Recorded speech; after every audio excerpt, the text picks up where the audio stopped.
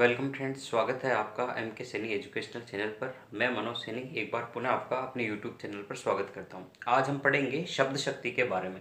शब्द शक्ति किसे कहते हैं? शब्द शक्ति शब्द की वह क्षमता अथवा शक्ति। प्रत्येक शब्द के अंदर कोई ना कोई अर्थ छुपा होता है। उस अर्थ को प्रकट करने की शक्ति है, उसे ही शब्द शक्ति कहते हैं। तो शब्द की वह क्षमता अथवा शक्ति जिसके द्वारा उस शब्द का अर्थ ग्रहण किया जाता है, उसे ही हम शब्द शक्ति कहते हैं। वापस एक बार रिपीट कर देता हूँ। प्रत्येक शब्द का कोई ना कोई अर्थ होता है और उस अर्थ को प्रकट करने की क्षमता अथवा शक्ति है, उसे ही शब्द शक्ति कहा जाता है। अब देखते हैं अर्थ की दृष्टि से शब्द तीन प्रकार के होते हैं: वाचक शब्द, लक्षक शब्द और व्यंजक शब्द। शब्द अर्थ की दृष्टि से तीन प्रकार के होते हैं: वाचक शब्द, लक्षक शब्द और व्यंजक शब्द। और इन तीनों शब्दों के अकॉर्डिंग ही शब्द शक्ति के भी तीन भेद होते हैं। वाचक शब्द के अकॉर्डिंग हो जाएगी अभिधा शब्द शक्ति, लक्षक शब्दों के अकॉर्डिंग हो जाएगी लक्षणा शब्द शक्ति और व्यंजक शब्दों के अकॉर्डिंग हो जाएगी व्यंजना शब्द शक्ति। तो इस प्रकार अर्थ की दृष्टि से शब्द तीन प्रकार के हैं: वाचक शब्द, लक्षक शब्द और व्यंजक शब्द। और इन तीनों शब्दों के अकॉर्डिंग ही शब्द शक्ति तीन प्रकार की हो जाएगी: वाचक शब्दों के अकॉर्डिंग अभिधा शब्द शक्ति, लक्षक के अकॉर्डिंग लक्षणा शब्द शक्ति और व्यंजक शब्दों के अनुसार व्यंजना शब्द शक्ति। अब हम सबसे पहले पढ़ेंगे वाचक शब्दों के अकॉर्डिंग, जो आपके है पहली अभिधा शब्द शक्ति। उसके बाद अभिधा शब्द शक्ति, जहां वाक्य में आए शब्दों का मुख्यार्थ, यानी वाक्य में आए शब्दों का मुख्य अर्थ, जो अर्थ है वही ग्रहण किया जाए, वहां अभिधा शब्द शक्ति पाई जाती है। वहां जहां वाक्य में आए शब्दों का मुख्यार्थ ग्रहण किया जाए, वहां अभिधा शब्द शक्ति पाई जाती है। जैसे मैं खाना खाता हूं, मैं खाना खाता हूं। अब वाक्य में ये जो शब्द हैं, इनका सीधा सा अर्थ निकल रहा है, कोई अलग अर्थ ग्रहण नहीं किया जा रहा है। मैं खाना खाता हूं यानी मैं खाना खा रहा हूं, और कोई अन्य अर्थ ग्रहण नहीं किया जाएगा। तो वाक्य में आए शब्दों का मुख्य अर्थ, मुख्यार्थ जहां ग्रहण किया जाए, वहां अभिधा शब्द शक्ति पाई जाती है। अभी आपको कुछ समय पहले बताया था कि वाचक शब्द, लक्षक शब्द और व्यंजक शब्द तीन होते हैं और तीनों के अकॉर्डिंग शब्द शक्ति तीन प्रकार की होती है। वाचक शब्दों के अकॉर्डिंग अभिधा शब्द शक्ति, लक्षक शब्दों के अकॉर्डिंग लक्षणा शब्द शक्ति और व्यंजक शब्दों के अकॉर्डिंग व्यंजना शब्द शक्ति।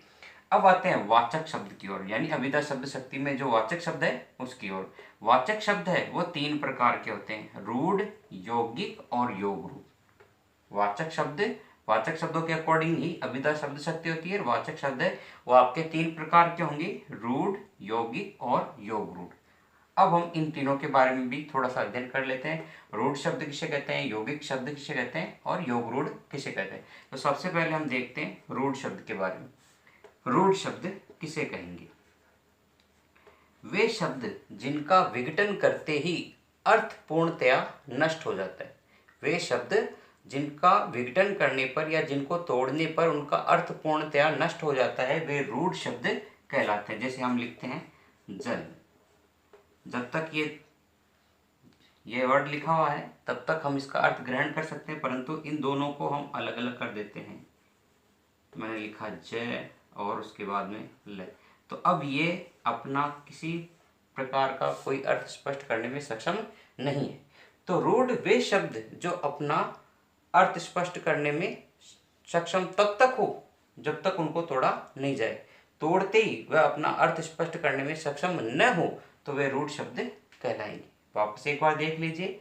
वे शब्द जिनका विघटन करने अथवा तोड़ने पर अर्थ पूर्णतया नष्ट हो जाए, वे रूढ़ शब्द कहलाएंगे। दूसरा है आपके यौगिक। यौगिक किसे कहते हैं? दो रूढ़ शब्दों को जोड़कर जब एक नया शब्द बनाया जाता है, दो रूढ़ शब्दों को जोड़कर एक नया शब्द बनाया जाता है जिसका सामान्य अर्थ निकलता हो। दो रूढ़ शब्दों को जोड़कर जब एक नया शब्द बनाया जाता है जिसका सामान्य अर्थ निकलता है, उसे हम यौगिक कहेंगे। जैसे मैंने लिखा जल, ये रूढ़ शब्द है, और एक शब्द मैंने लिखा परी, ये भी रूढ़ शब्द है। अब इन दोनों को जोड़कर मैंने एक शब्द बना दिया जल परी। इसके अलावा जैसे हम लिखते हैं रसोई, ये एक रूढ़ शब्द है, और एक है घर, ये भी रूढ़ शब्द है। अब इन दोनों को जोड़कर मैंने लिख दिया रसोई घर, तो ये क्या हो गया, यौगिक शब्द हो गया। तो दो रूढ़ शब्दों को जोड़कर जब एक नया शब्द बनाया जाता है जिसका सामान्य अर्थ निकलता हो, सामान्य अर्थ निकलता हो, उसे हम यौगिक कहेंगे। ध्यान रखना, मैं बार बार रिपीट कर रहा हूँ, जिसका सामान्य अर्थ निकलता हो। दो रूढ़ शब्दों को जोड़कर जब एक नया शब्द बनाया जाता है जिसका सामान्य अर्थ निकलता हो तो उसे हम यौगिक कहेंगे। तीसरा है योगरूढ़, जहाँ दो रूढ़ शब्दों को जोड़कर एक नया शब्द बनाया जाता है जिसका सामान्य अर्थ न निकलकर विशेष अर्थ निकलता है, उसे हम योगरूढ़ शब्द कहेंगे। जैसे दश, ये रूढ़ शब्द हो गया, प्लस आनंद, ये भी एक रूढ़ शब्द हो गया। अब इन दोनों को जोड़कर मैंने लिख दिया दश आनंद, तो ये इसका सामान्य अर्थ नहीं निकल रहा है, इसका एक विशेष अर्थ निकल रहा है रावण। तो दो रूढ़ शब्दों को जोड़कर जब एक नया शब्द बनाया जाता है जिसका सामान्य अर्थ न निकलकर विशेष अर्थ निकलता हो, उसे हम योगरूढ़ कहेंगे। जैसे मैंने लिखा चक्र प्लस धर, ये दोनों रूढ़ शब्द है, अलग अलग है, और इनको जोड़ने पर यह बन जाएगा आपके चक्रधर। चक्रधर, इसका सामान्य अर्थ न निकलकर विशेष अर्थ निकलता है कृष्ण, तो ये हो जाएगा आपके योगरूढ़ शब्द। ध्यान रखिए, बहुब्रीहि समास के अंदर आने वाले सारे शब्द है वो योगरूढ़ शब्द ही होते हैं। अब आगे देखते हैं हम लक्षणा शब्द शक्ति के बारे में। अब आते हैं लक्षणा शब्द शक्ति की ओर। लक्षणा शब्द शक्ति, जहाँ वाक्य में आए शब्दों का मुख्यार्थ ग्रहण न करके लक्षणों के आधार पर अर्थ ग्रहण किया जाता है। जहाँ वाक्य में आए शब्दों का मुख्य अर्थ, जो अर्थ दिया हुआ है, वो अर्थ ग्रहण न करके उसके लक्षणों के आधार पर अर्थ ग्रहण किया जाता है, वहाँ लक्षणा शब्द शक्ति पाई जाएगी। फॉर एग्जाम्पल,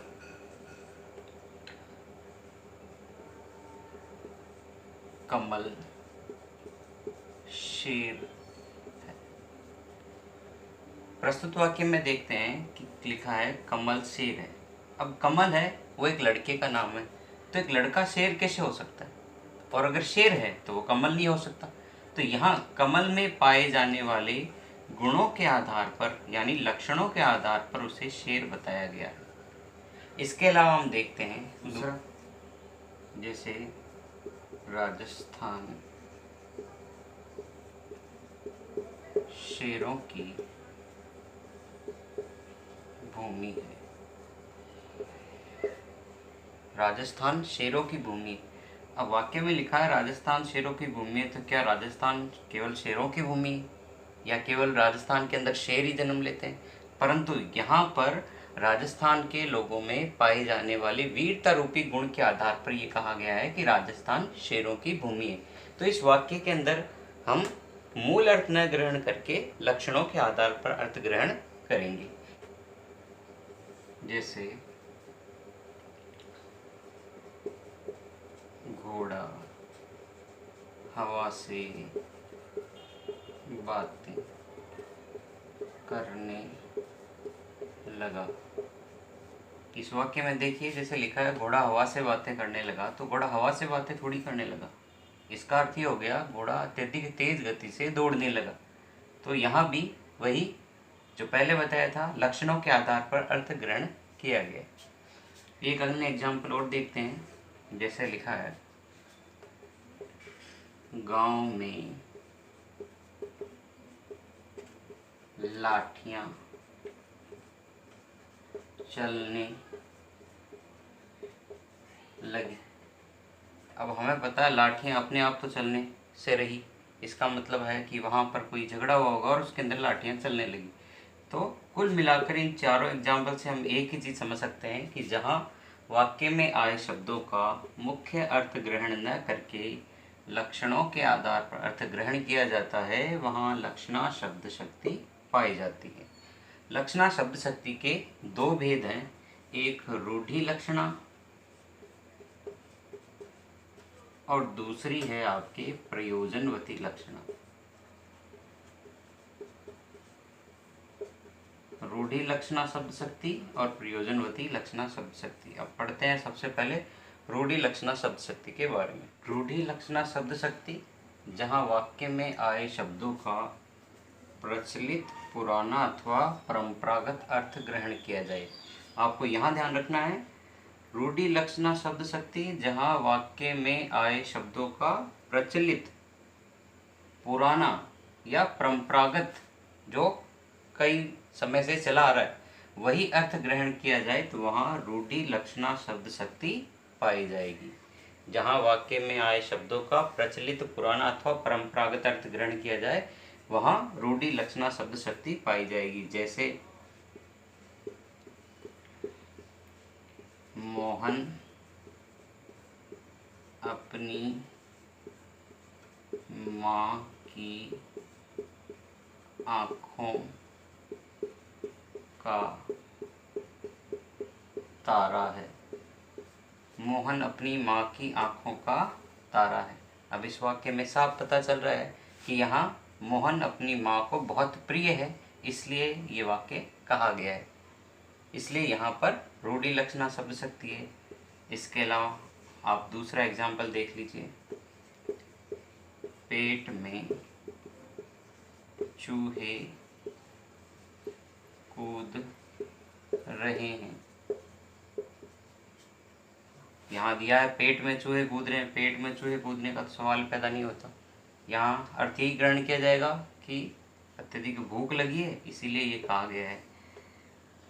तीसरा एक और देख लीजिए। भारत ने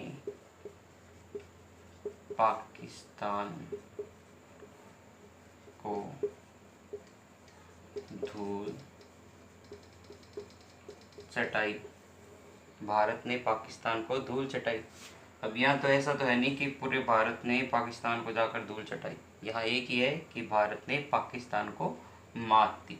तो यहाँ प्रचलित, पुराना अथवा परंपरागत अर्थ ग्रहण किया जा रहा है, इस कारण से यहाँ रूढ़ि लक्षणा शब्द शक्ति पाई जाएगी। एक अन्य बात आपको बता देता हूँ, मुहावरे और लोकोक्तियों के अंदर हमेशा रूढ़ि लक्षणा शब्द शक्ति ही पाई जाती है। प्रतियोगी परीक्षाओं में कई बार इसके बारे में पूछा जाता है। कोई मुहावरा दिया जाता है, आपसे पूछा जाता है कि यहाँ कौन सी लक्षणा शब्द शक्ति है, तो या आपको ये पूछा जाए कि यहाँ कौन सी शब्द शक्ति है, तो पहली बात है वहाँ लक्षणा शब्द शक्ति है। और लक्षणा में भी आपको पूछ लिया जाए कौन सी लक्षणा शब्द शक्ति है, तो अगर मुहावरा या लोकोक्ति है तो सीधी सी बात है वहाँ रूढ़ि लक्षणा शब्द शक्ति पाई जाएगी। अब चलते हैं प्रयोजनवती। प्रयोजनवती लक्षणा शब्द शक्ति जहाँ वाक्य में आए शब्दों का किसी विशेष उद्देश्य की पूर्ति हेतु प्रयोग किया जाए। ध्यान रखें, जहाँ वाक्य में आए शब्दों का किसी विशेष उद्देश्य, प्रयोजन का मतलब होता है उद्देश्य, उद्देश्य की पूर्ति हेतु अगर शब्दों का प्रयोग किया गया है तो वहाँ प्रयोजनवती लक्षणा शब्द शक्ति पाई जाएगी। फॉर एग्जाम्पल दिया हुआ है, जैसे कमल का हृदय पत्थर है। अब कमल का हृदय पत्थर थोड़ी है, यहाँ उसके हृदय की कठोरता के आधार पर कहने वाले ने अपने उद्देश्य की पूर्ति हेतु ये कहा है कि कमल का हृदय पत्थर है। दूसरा जैसे दिया हुआ है, राधा तो गाय है। राधा नाम की लड़की है, वो कोई गाय नहीं है, जानवर नहीं है, परंतु उसके भोलेपन के स्वभाव के कारण कहने वाले ने अपने उद्देश्य की पूर्ति हेतु ये कहा है कि राधा तो गाय है। अब प्रयोजनवती लक्षणा शब्द शक्ति के भी दो भेद होते हैं, एक गौणी और एक शुद्धा। गौणी वहाँ पाई जाएगी जहाँ गुणों की समानता हो, जहाँ गुणों की समानता के आधार पर तुलना की जाए वहाँ गौणी प्रयोजनवती लक्षणा शब्द शक्ति पाई जाएगी। जैसे तव मुख शशि समान, किसी के चेहरे की सुंदरता की तुलना चंद्रमा से करते हुए ये कहा गया है, तो गुणों की समानता के आधार पर ये वाक्य प्रयोग किया गया है।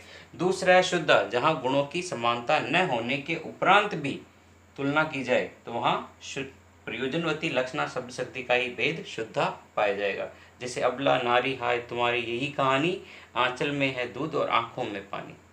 यहाँ गुणों की समानता न होने के उपरांत भी तुलना की गई है। एक बात आपको और बता देता हूँ कि जहाँ लोकोक्ति, मुहावरे,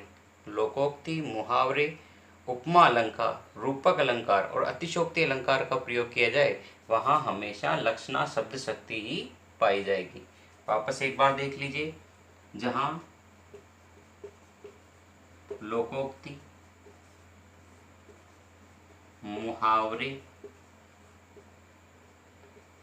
उपमा अलंकार, रूपक अलंकार या अतिशोक्ति अलंकार हो,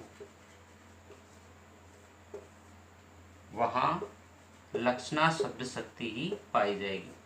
कहीं भी अगर प्रतियोगी परीक्षा में आपको पूछा जाए वहां पर कोई लोकोक्ति है या मुहावरा है या उपमा अलंकार है, रूपक अलंकार है या अतिशोक्ति अलंकार है, तो वहां कन्फर्म लक्षणा शब्द शक्ति ही पाई जाएगी। व्यंजना शब्द शक्ति, जहां वाक्य में आए शब्दों का प्रत्येक सुनने वाला अपने अनुसार अलग अलग अर्थ ग्रहण करता है। आपको यहाँ ध्यान रखना है, प्रत्येक सुनने वाला अपने अनुसार अलग अलग अर्थ ग्रहण करे, वहाँ व्यंजना शब्द शक्ति पाई जाती है। जैसे एग्जाम्पल दिया है 4 बज गए हैं। अब इस वाक्य का प्रत्येक सुनने वाला अपने अनुसार अलग अलग अर्थ ग्रहण करता है। या दूसरा एग्जाम्पल देखिए, शाम हो गई है। अब इसका प्रत्येक सुनने वाला अपने अनुसार अलग अलग अर्थ ग्रहण करेगा। पुजारी ये सोचेगा कि उसके पूजा का समय हो गया है, या कोई अन्य व्यक्ति अपने निजी कार्य के बारे में सोचेगा। तो इसका मतलब ये हो गया कि प्रत्येक सुनने वाला जहां अपने अनुसार अलग अलग अर्थ ग्रहण करे, वहां व्यंजना शब्द शक्ति पाई जाती है। व्यंजना शब्द शक्ति के 2 भेद होते हैं, एक शाब्दी व्यंजना और दूसरी है आर्थी व्यंजना। शाब्दी व्यंजना शब्द शक्ति और आर्थी व्यंजना शब्द शक्ति। सबसे पहले देखते हैं शाब्दी व्यंजना शब्द शक्ति के बारे में। जहां शब्द परिवर्तित करते ही अर्थ परिवर्तित हो जाता है, जहां शब्द परिवर्तित करते ही अर्थ परिवर्तित हो जाता है, वहां शाब्दी व्यंजना शब्द शक्ति पाई जाती है। जैसे पानी गए न उबरे मोती मानस चून। पानी गए न उबरे मोती मानस चून। अब यहाँ पानी शब्द है, जब तक ये लिखा हुआ है तभी इस वाक्य का अर्थ ग्रहण किया जा सकता है। पानी शब्द का अर्थ मोती के अकॉर्डिंग उसकी चमक से, मानस यानी मनुष्य के अकॉर्डिंग उसके मान सम्मान के अनुसार, और चून यानी आटे के अंदर उसका सामान्य अर्थ जल के अनुसार। परंतु जब तक पानी लिखा हुआ है तभी तक ये अर्थ प्रकट किया जा सकता है। परंतु पानी के स्थान पर हम इसका पर्यायवाची जल लिख देते हैं, तब इस वाक्य का अर्थ स्पष्ट नहीं होता। अर्थात शब्द परिवर्तित करते ही जहाँ अर्थ परिवर्तित हो जाता है, वहाँ शाब्दी व्यंजना शब्द शक्ति पाई जाती है। जैसा एग्जाम्पल आपके सामने दिया हुआ है। दूसरा आर्थी व्यंजना, जहाँ शब्द परिवर्तन करने के उपरांत भी, जहाँ शब्द परिवर्तन करने के उपरांत भी अर्थ में किसी प्रकार का कोई परिवर्तन न आए, तो वहाँ आर्थी व्यंजना शब्द शक्ति पाई जाती है। जैसे मीठी लगे अखियन लुणाई। अब यहाँ अखियन शब्द है, उसके स्थान पर उसका पर्यायवाची नैनन अथवा लोचन लिखने के उपरांत भी इसके अर्थ में किसी प्रकार का कोई परिवर्तन नहीं आएगा। मीठी लगे अखियन लुणाई यानी आंखों की जो नमी है वो प्रभावित करती है। इसकी जगह आप मीठी लगे नैनन लुणाई या मीठी लगे लोचन लुणाई लिखोगे तो भी कोई परिवर्तन नहीं आएगा। तो यानी शब्द परिवर्तन करने के उपरांत भी अर्थ में किसी प्रकार का कोई परिवर्तन न आए, तो वहाँ आर्थी व्यंजना शब्द शक्ति पाई जाएगी। दूसरी बात है, जहाँ कहीं भी यमक अलंकार का प्रयोग किया गया हो, जहाँ कहीं भी यमक अलंकार का प्रयोग किया गया हो, वहाँ व्यंजना शब्द शक्ति ही पाई जाती है। इस प्रकार आज का हमारा शब्द शक्ति से संबंधित टॉपिक कंप्लीट हुआ। आशा करता हूँ मेरे द्वारा दी गई जानकारी आपको पसंद आई होगी। धन्यवाद।